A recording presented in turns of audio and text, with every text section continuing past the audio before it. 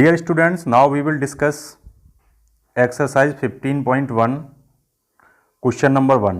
अब हम एक्सरसाइज 15.1 जो कि प्रोबेबिलिटी का एक्सरसाइज है इसको हम डिस्कस करेंगे। क्वेश्चन नंबर 1 को हम डिस्कस करेंगे। तो क्वेश्चन नंबर 1 में 5 पार्ट्स हैं इसके। तो हम देखते हैं कि पहला पार्ट ये है कि probability complete the following statement को कंप्लीट करना है। ठीक है, इसमें पहला पार्ट ये है कि probability of an event and probability of event not E, तो उनका टोटल हमें बताना है। तो मैंने बताया था कि जैसे किसी इवेंट का जो पहला हम पोर्शन करते हैं probability of E plus probability of not E, तो मैंने बताया था किसी इवेंट और उसका अपोजिट नॉट ई, उसका टोटल हमने डिस्कस किया था बेसिक्स में, तो 1 होता है। तो यहाँ पे आएगा आपका 1 आएगा। ठीक है, फिर इसमें सेकंड पार्ट इसका कह रहा है कि the probability of an event date can not happen. देखिए जो इवेंट नहीं हो सकती है उसकी प्रोबेबिलिटी क्या होती है। इसका सेकंड पार्ट अगर हम देखेंगे तो कोई इवेंट जो हो नहीं सकती उसकी कैन नॉट हैपन इज, उसकी प्रोबेबिलिटी 0 होती है। और such an event is called, उसको हम बोलते हैं इम्पॉसिबल इवेंट। वो होता है इम्पॉसिबल इवेंट, इम्पॉसिबल इवेंट। अब देखिए इसका जो थर्ड पार्ट है उसमें कह रहा था probability of an event that is certain to happen. ये थर्ड पार्ट है, तो वो इवेंट जिसका होना सर्टेन होता है तो उसकी प्रोबेबिलिटी क्या होती है। देखिए जो इवेंट सर्टेन टू हैपन होता है उसकी प्रोबेबिलिटी 1 होती है और उसको हम बोलते हैं श्योर इवेंट। ये हमने सारा डिस्कस किया था बेसिक में, वो होती है श्योर इवेंट। उसके बाद में फोर्थ पार्ट है कि the sum of the probabilities of all the elementary events of an experiment is. देखिए किसी एक्सपेरिमेंट की एलिमेंट्री जो इवेंट्स होती हैं उनकी प्रोबेबिलिटीज़ का जो सम होता है, तो मैंने बताया था कि जितनी भी एलिमेंट्री इवेंट्स होती हैं उनके प्रोबेबिलिटीज़ का सम 1 होता है। जैसे मान लो एलिमेंट्री इवेंट है एक PE1 मैंने एग्जाम्पल लिया था प्लस PE2, इन सब का टोटल ही एलिमेंट्री इवेंट है। तो इस तरीके से जितनी भी इवेंट होंगी उन सब का टोटल, जैसे PN तक इवेंट है मान लीजिए PEN तक, तो उन सब का टोटल 1 होता है। तो मतलब किसी एक्सपेरिमेंट की जो एलिमेंट्री इवेंट होती है उनका टोटल हमेशा 1 के इक्वल होता है। इसमें फिफ्थ है कि the probabilities of an event is greater than और इक्वल। देखिए कोई भी जो इवेंट की जो प्रोबेबिलिटी होती है वो ग्रेटर देन और इक्वल टू 0 हो सकती है एंड लेस देन और इक्वल टू 1 होती है। तो इसमें फिफ्थ पार्ट में क्या होगा कि कोई भी जैसे इवेंट है उसकी जो प्रोबेबिलिटी होगी वो ग्रेटर देन और इक्वल टू 0 होती है और लेस देन इक्वल टू 1 होती है। तो हमारी ये आंसर हो जाएंगे फर्स्ट क्वेश्चन के, ऑल 5 पार्ट्स के आंसर हो जाएंगे। Okay students, now we will move to the next question. तो अब हम देखते हैं इसका जो सेकंड क्वेश्चन है वो क्या है। तो सेकंड क्वेश्चन है कि which of the following experiments have equally likely outcomes explain. तो देखिए यहाँ पे हमें ये एक्सप्लेन करना है क्वेश्चन में कि ये है which of the following experiment has equally likely outcomes. मतलब अगर हम इनमें से कोई एक्सपेरिमेंट करेंगे तो उनके होने के चांसेस इक्वली लाइकली किस में है। इक्वली लाइकली का मतलब दोनों आउटकम्स का होना। मान लो अगर उसमें 2 आउटकम्स हैं तो इक्वल होने चाहिए, अगर उसके 4 आउटकम्स हैं तो सारे का चांसेस मतलब होने का बराबर होना चाहिए। तो जैसे हमारा पहला क्वेश्चन ये है कि driver attempts to start a car, तो द कार स्टार्ट और डज नॉट स्टार्ट। तो देखिए अगर हम कार को स्टार्ट करते हैं तो उसमें क्या होगा कि उसके 2 चांसेस होते हैं, तो उसमें स्टार्ट होना और स्टार्ट नहीं होना। तो अगर हम बात करते हैं कि वो स्टार्ट होगा या स्टार्ट नहीं होगा, जैसे कार है तो पहला हमने डिस्कस किया ये कोई कार है तो वो या तो स्टार्ट होगी या स्टार्ट नहीं होगी, स्टार्ट और does not start, does not start. तो देखिए ये 2 बातें हैं, लेकिन ये दोनों बातें इक्वली लाइकली नहीं हो सकती, क्योंकि जो हम कार खरीदेंगे तो ऐसा थोड़ा नहीं कि हम उसमें चाबी लगाएंगे स्टार्ट करेंगे तो वो जब मन करेगा स्टार्ट हो जाएगी, जब मन नहीं करेगा तो स्टार्ट नहीं होगी। मतलब वो श्योरली स्टार्ट ही होगी। कोई ऐसा स्पेशल कंडीशंस हो सकती हैं कि जब वो स्टार्ट नहीं हो, तो हम ऐसा नहीं कह सकते कि इक्वली लाइकली इवेंट है ये इवेंट इक्वली लाइक। तो कार का स्टार्ट होना और नहीं होना ये दोनों इक्वली लाइकली इवेंट नहीं हो सकते, क्योंकि कार हर बार स्टार्ट ही होगी, अगर वो कुछ ख़राब कंडीशन में है तो प्रॉब्लम आ सकती है, ठीक है, तो फिर वो स्टार्ट नहीं होगी। तो कहने का मतलब क्या है कि स्टार्ट होना और स्टार्ट नहीं होना वो दोनों इक्वली लाइकली इवेंट्स नहीं हो सकते हैं। तो ये क्या है कि ये इक्वली लाइकली इवेंट्स नहीं है, it is not equally likely event. तो it is not equally likely event, equally likely outcomes, sorry ये आउटकम्स इक्वली लाइकली नहीं होंगे, स्टार्ट होना और स्टार्ट नहीं होना। अब देखिए हम बात करते हैं इसमें नेक्स्ट का। तो देखिए नेक्स्ट में क्या है कि ये player attempts to shoot a basketball, she or he shoots or miss the shoot. तो देखिए इसमें क्या है, एक प्लेयर है, अब वो क्या करेगा, बास्केटबॉल को शूट करेगा। तो जब वो बास्केटबॉल को शूट करेगा प्लेयर, तो आपको क्या पता करना है कि वो बॉल को शूट करेगा गोल में या वो शूट नहीं कर पाएगा। अब जैसे सोचिए कि यहाँ पे हम सेकंड पार्ट को अगर हम करते हैं, तो सेकंड पार्ट को ध्यान से देखिए। यहाँ पर मान लीजिए ये कोई प्लेयर है, ठीक है, ये कोई प्लेयर है और यहाँ पर ये बॉल है, ये इसको शूट करता है, किक करता है। तो देखिए ये भी इक्वली लाइकली इवेंट नहीं हो सकती, वो किक कर भी सकता है, उसकी किक मिस भी हो सकती है, ठीक है ना। तो ये भी इक्वली लाइकली इवेंट नहीं होंगे, ठीक है, डिपेंड्स करेगा। अब जैसे बहुत सारे प्लेयर ट्रेंड होते हैं तो वो बार बार शूट ही करेंगे, ठीक है, वो मिस नहीं करेंगे, और जो ट्रेंड नहीं होंगे वो मिस करेंगे। तो ये दोनों इवेंट का होना इक्वली लाइकली नहीं होगा, ये बहुत सारे फैक्टर पर डिपेंड करेगा। तो ये इवेंट भी इक्वली लाइकली नहीं होगी। तो इट इज़ नॉट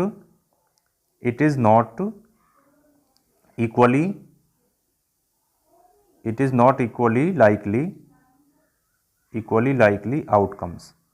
तो ये आउटकम्स भी इक्वली लाइकली दोनों नहीं होंगे, शूट करना और शूट नहीं करना ये इक्वली लाइकली नहीं होंगे। अब देखिए हम आते हैं इसके नेक्स्ट पार्ट पर। तो इसका थर्ड पार्ट क्या है, देखिए थर्ड पार्ट में क्या आ रहा है, ए ट्रायल, इसमें बोल रहा है कि a trial is made to answer a true false question, the answer is right और रॉन्ग। अब देखिए जब हमारे पास में कोई क्वेश्चन होगा, तो अगर हमें उसको, जैसे ये थर्ड पार्ट हम इसका कर रहे हैं, ये हमारे पास में कोई क्वेश्चन है, तो इसके दो ऑप्शन है, या तो ट्रू होगा या वो फॉल्स होगा। तो हमें टिक करना है कि वो ट्रू होगा या फॉल्स होगा। मान लो ये इनके आगे बॉक्स है ट्रू का, ये इसके आगे बॉक्स है फॉल्स का।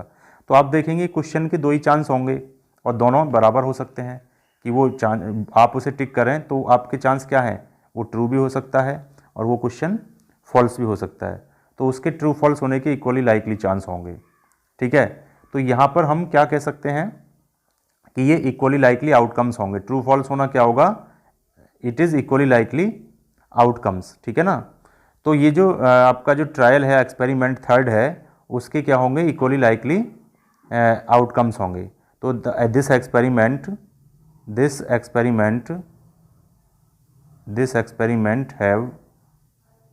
Has equally likely outcomes, equally likely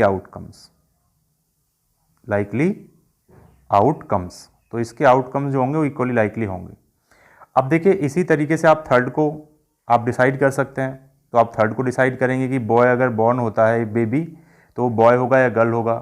तो इसके भी क्या होंगे, इक्वली लाइकली आउटकम्स होगा। ये जो इवेंट है, एक्सपेरिमेंट है, इसके भी क्या होंगे, चांसेस इक्वल होंगे, वो बॉय भी हो सकता है, वो गर्ल भी हो सकता है, ठीक है ना। तो ये भी फोर्थ को अगर हम देखेंगे तो ये भी एक इक्वली लाइकली आउटकम्स हो जाएगा। अगर हम फोर्थ की बात करते हैं तो फोर्थ में क्या होगा, जैसे मान लो कोई बेबी है, अगर उसका बेबी का जन्म होता है तो वो बॉय भी हो सकता है, बॉय होने के भी चांस इक्वल हैं, और वो गर्ल भी हो सकता है, गर्ल होने के चांस भी इक्वल हैं। तो ये इक्वली लाइकली आउटकम्स होंगे। तो it will have equally likely outcomes, equally likely outcomes. तो इनके भी आउटकम्स ये इक्वली लाइकली होंगे। तो ये आपको ध्यान रखना है। तो this is the solution of question number 2। Now we move to the next solution. Next is question number 3।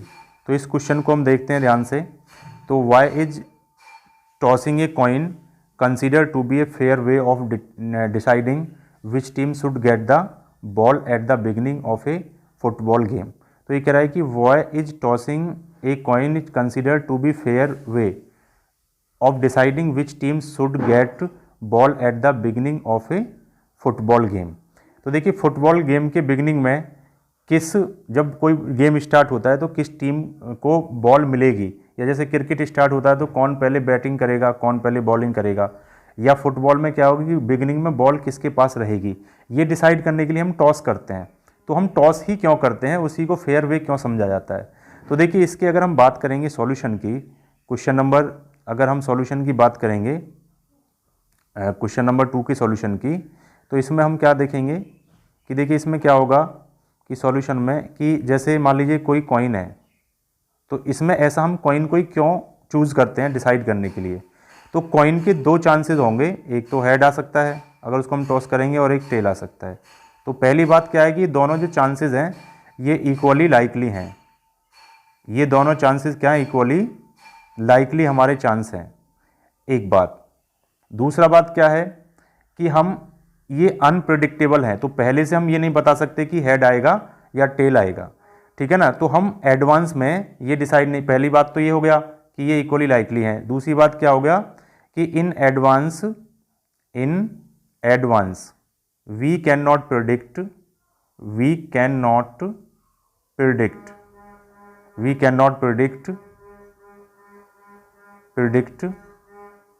What will happen, मतलब क्या होगा ये हम पहले से प्रिडिक्ट नहीं कर सकते। हम ये नहीं बता सकते कि हेड आएगा और टेल आएगा। इन्हीं दोनों बातों को ध्यान में रखते हुए हम इसको फेयर वे ऑफ डिसाइडिंग मानते हैं। कॉइन को टॉस करना हम fair way of deciding which team should get the ball at the beginning, ये कौन सी जो टीम है वो बॉल से स्टार्टिंग करेगी, कौन सी स्टार्टिंग नहीं करेगी, इस वजह से हम ये कॉइन को टॉस करते हैं। Okay students, now we will move to the next question solution. देखिए now we will move to the next question. तो देखिए नेक्स्ट क्वेश्चन हम मूव करेंगे क्वेश्चन नंबर 4 की तरफ। तो देखिए क्वेश्चन नंबर 4 में क्या है कि which of the following can not be the probability of an event.